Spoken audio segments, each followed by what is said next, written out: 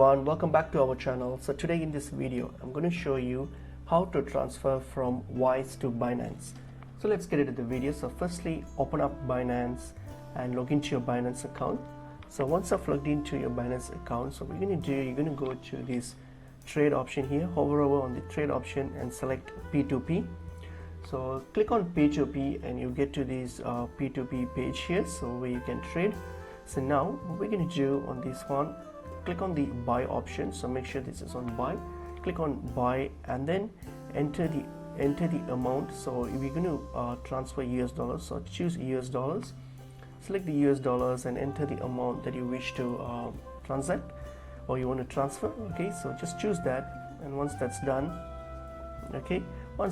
so under payment methods, what are you going to do? You're going to scroll down and choose Wise as your payment method.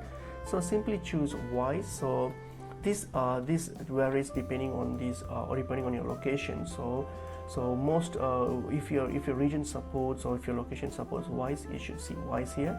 So simply select Wise, or else there's an alternate which is international wire, which is pretty much same as Wise.